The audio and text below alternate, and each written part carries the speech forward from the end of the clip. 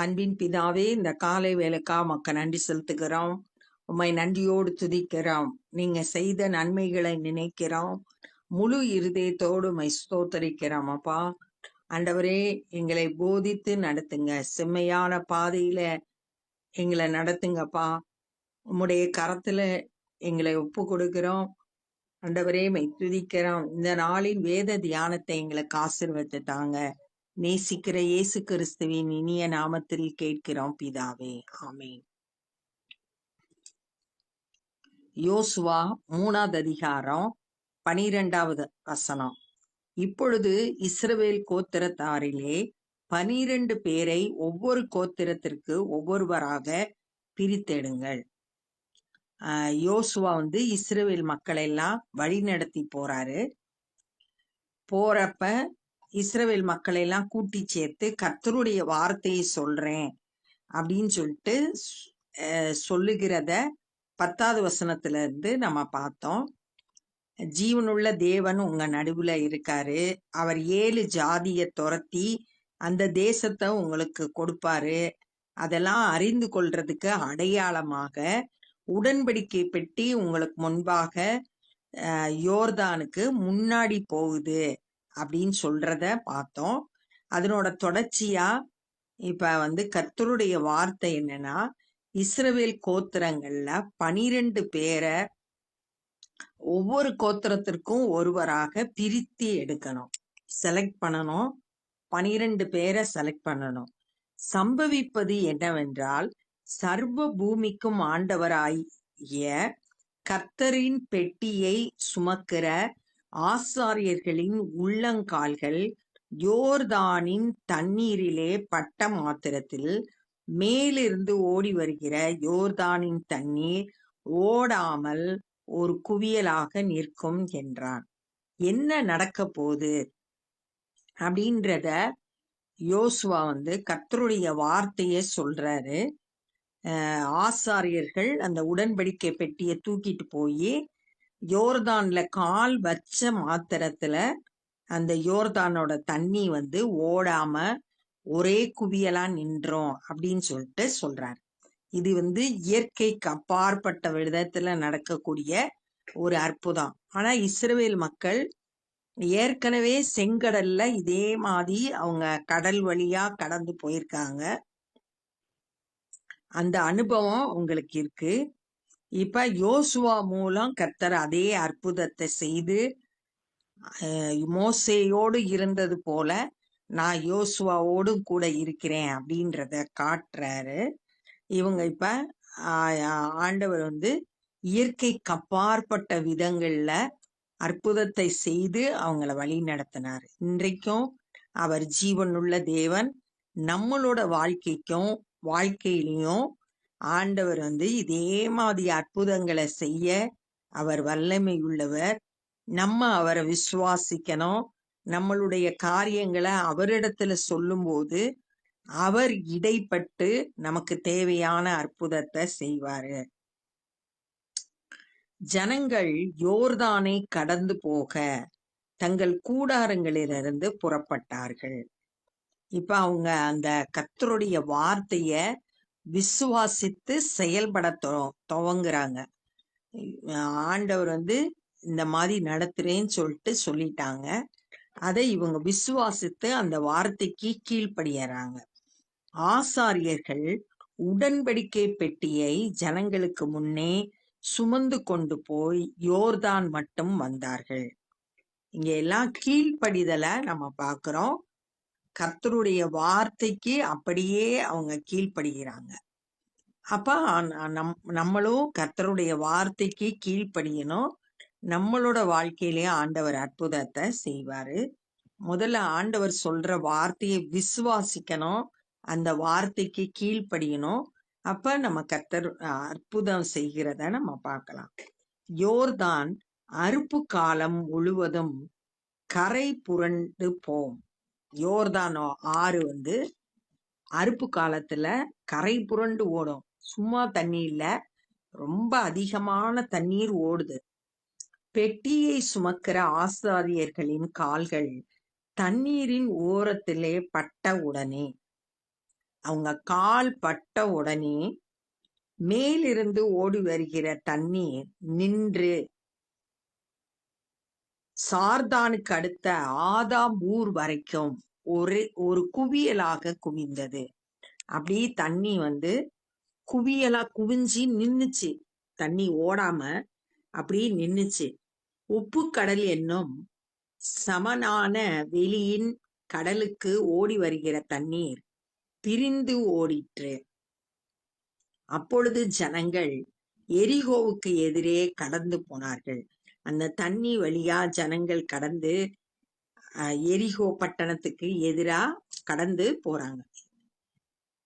சகல ஜனங்களும் யோர்தானை கடந்து தீரும் அளவும் கர்த்தருடைய உடன்படிக்கை பெட்டியை சுமக்கிற ஆசாரியர்கள் யோர்தானின் நடுவிலே தண்ணீர் இல்லாத தரையில் கால் ஊன்றி நிற்கும் போது, எல்லா ஜனங்களும் கடந்து போற வரைக்கும் அந்த ஆசாரியர்கள் அந்த யோர்தானோட தண்ணீர் இல்லாத தரையில கால் ஊன்றி நிற்கிறாங்க. இஸ்ரவேலர் எல்லாரும் தண்ணீரற்ற உலர்ந்த தரை வழியாய் கடந்து போனார்கள். யோர்தான் 2 பிளந்து நடுவுல உலர்ந்த தரையில ஜனங்கள் ஃபுல்லா எல்லாரும் கடந்து போறாங்க. யோசுவா 4வது அதிகாரம். ஜனங்கள் எல்லாரும் யோர்தானை கடந்து தீர்ந்த போது கர்த்தர் யோசுவாவை நோக்கி, எல்லாரும் யோர்தானை கடந்து போயிட்டாங்க.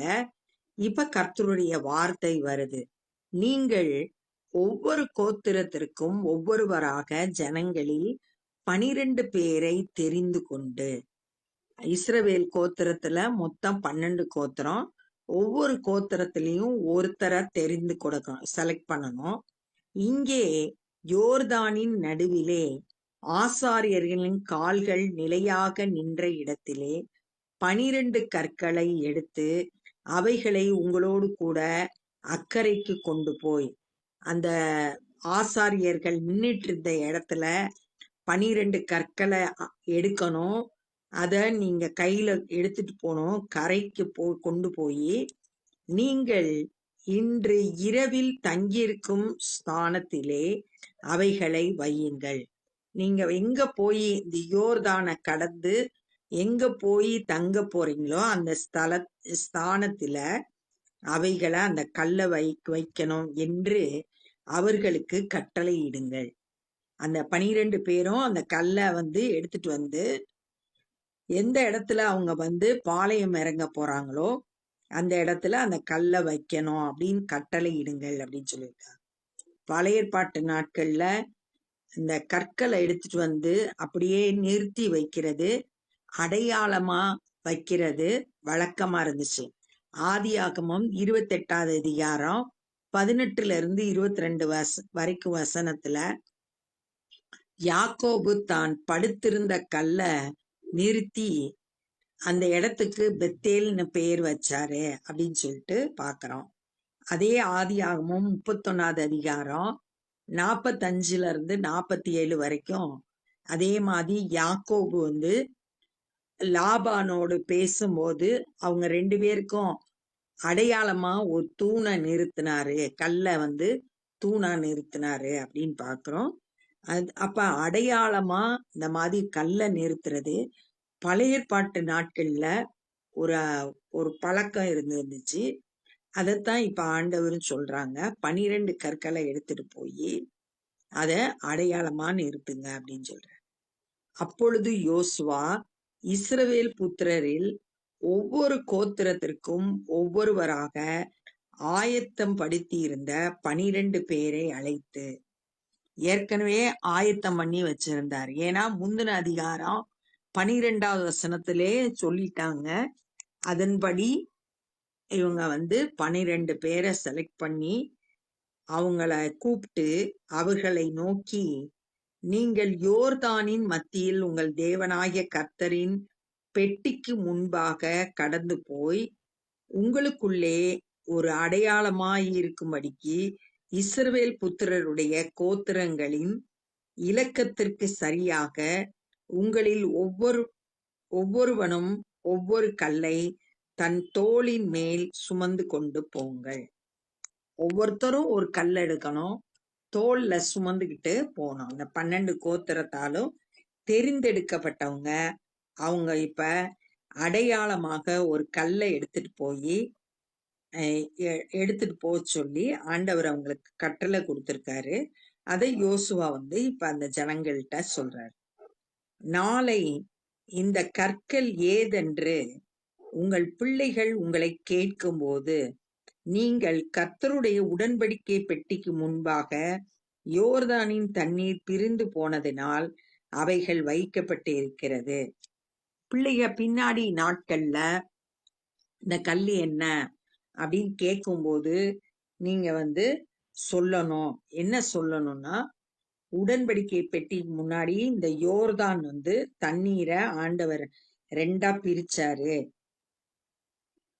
யோர்தானை கடந்து போகிற போது யோர்தானின் தண்ணீர் பிரிந்து போயிற்று. ஆகியால் இந்த கற்கள் இஸ்ரவேல் புத்திரருக்கு என்றென்றைக்கும் நினைப்பூட்டும் அடையாளம் என்று சொல்லுங்கள்.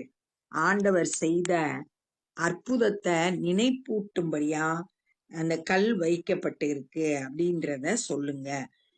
சங்கீதம் 78:4 பின்வரும் சந்ததியான பிள்ளைகளுக்கு நாங்கள் அவைகளை மறைக்காமல் கர்த்தரின் துதிகளையும் அவருடைய பலத்தையும் அவர் செய்த அவருடைய அதிசயங்களையும் விவரிப்போம் அப்படின்னு சொல்லிட்டு அங்க சொல்லியிருக்கு.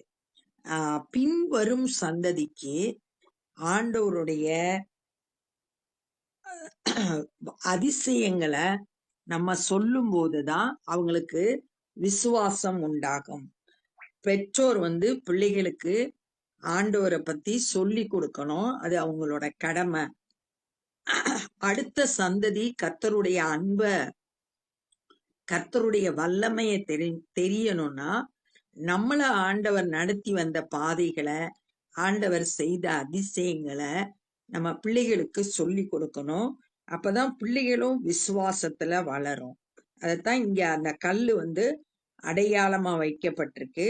பின் சந்ததி கேட்கும்போது இப்படி எங்களை ஆண்டவர் யோர்தான 2ஆ பிரித்து அதிசயமா நடத்தினாரு அப்படின்றத அவங்களுக்கு சொல்லி கொடுங்க.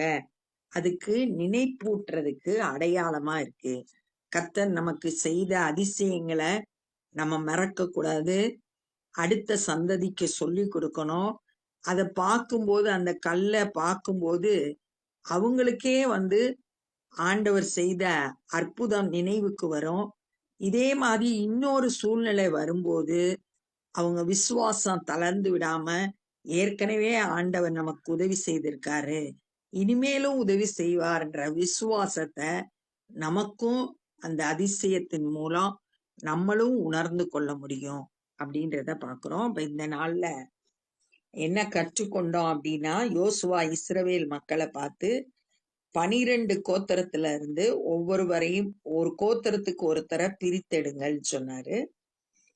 ஆண்டவருடைய வார்த்தைக்கு கீழ்ப்படிஞ்சு ஆசாரியர்கள் யோர்தானோட கரையில அவங்க கால் பட்ட உடனே ஆண்டவருடைய வார்த்தையை நம்பி அவங்க போய் கீழ்ப்படிஞ்சாங்க. யோர்தானோட தண்ணீர் குவியலாக நின்றது. ஜனங்கள் புறப்பட்டு வர்றாங்க. அந்த யோர்தானோட தண்ணி கரை புரண்டு ஓடுகிற அந்த நாட்கள். ஆனா இவங்க கால் பட்ட உடனே அந்த தண்ணீர் 2 குவியலா நின்னுச்சு. நடுவுல இஸ்ரவேல் மக்கள் எல்லாரும் உலர்ந்த தரையில எளிதா கடந்து போயிட்டாங்க. அவங்க எல்லாரும் போன பிறகு ஆண்டவர் யோசுவாட்ட சொல்றாரு, 12 கோத்திரத்துல ஒவ்வொரு கோத்திரத்திலையும் ஒவ்வொருத்தரை தேர்ந்தெடுத்து ஆசாரியர்கள் நின்ன இடத்துல இருக்கிற 12 கற்களை எடுத்து ஆளுக்கு ஒரு கல்லை சுமந்து கொண்டு எந்த இடத்துல அவங்க தங்கி இருக்கிறாங்களோ அந்த ஸ்தானத்துல அந்த கல்லை வைக்கணும், அடையாளமா வைக்கணும் அப்படின்னு சொன்னாரு. அந்த வார்த்தையின்படியே 12 பேரை தேர்ந்தெடுத்து அவங்கள கூப்பிட்டு யோசுவா அதை சொல்றாரு. அதே மாதிரி அவங்க தோல்ல அந்த கல்லை தூக்கிட்டு வராங்க. பிள்ளைகள் பின் நாட்கள்ல கேட்கும்போது கர்த்தர் எங்களை யோர்தான கடந்து 2 பிரிச்சு அதன் வழியா எங்களை நடத்திட்டு வந்தாரு. அதற்கு அடையாளமாக நினைப்பூட்டும்படியா இந்த கல்லை வைத்திருக்கிறோம்னு சொல்லணும் அப்படின்றத அந்த ஜனங்களுக்கு கர்த்தருடைய வார்த்தை வெளிப்பட்டதை இந்த நாள்ல நம்ம தியானிச்சோம். இப்ப நம்ம ஜெபம் பண்ண போறோம். அன்பின் பிதாவே, இன்றைக்கும் நீர் ஜீவனுள்ள தேவனாய் இருக்கிறீர். அற்புதங்களை செய்கிற கர்த்தராய் இருக்கிறீர். ஆண்டவரே, இந்த காலை வேளையில எங்களுடைய வாழ்க்கையிலையும் நீங்க இடைப்பட்டு இயற்கைக்கு அப்பாற்பட்ட விதங்கள்ல எங்களுக்கு அற்புதத்தை செய்யுங்க. ஆண்டவரே, இன்னும் நாங்க உம்முடைய அன்பையும் வல்லமையும் அறிந்து கொள்ளணும். எல்லா சூழ்நிலையிலும் உம்முடைய வார்த்தையை விசுவாசிக்கணும். அந்த வார்த்தைக்கு கீழ்ப்படிந்து உம்முடைய அற்புதத்தை நாங்க பெற்றுக்கொள்ள கிருபை செய்யுங்க. ஆண்டவரே, துதிக்கிறோம், ஸ்தோத்தரிக்கிறோம். எங்களுடைய பிள்ளைகளுக்கும் உம்முடைய அன்பையும் உம்முடைய வல்லமையும் எங்களுடைய வாழ்க்கையில நீங்க செய்த நன்மையான காரியத்தையும் கற்றுக் கொடுக்க எங்களுக்கு ஞானத்தையும் பலத்தையும் கிருபையும் தந்து வழி நடத்துங்க. ஆண்டவரே, ஸ்தோத்திரம் கர்த்தாவே. எங்களுக்கு பின்வரும் சந்ததியும் உண்மையே சேவிக்கிறவர்களாய் காணப்பட கிருபை செய்யுங்க. இந்த நாள்ல சுவிசேஷ பணியை செய்கிறவர்களை பயன்படுத்துங்க. சத்தியத்தை அறிந்து அநேகர் ஆண்டவரே உம்மை பற்றிக்கொள்ள கிருபை செய்யுங்க. நாங்களும் எங்களால் இயன்ற ஊழியங்களை செய்ய அர்ப்பணிக்கிறோம். நேசிக்கிற இயேசு கிறிஸ்துவின் இனிய நாமத்தில் கேட்கிறோம் பிதாவே, ஆமென். என் ஆத்துமாவே கர்த்தரை ஸ்தோத்தரி, என் முழுவலுமே பரிசுத்த நாமத்தை ஸ்தோத்தரி. என் ஆத்துமாவே கர்த்தரை ஸ்தோத்தரி, கர்த்தர் செய்த சகல உபகாரங்களை மறவாதே. ஆமென். God bless you.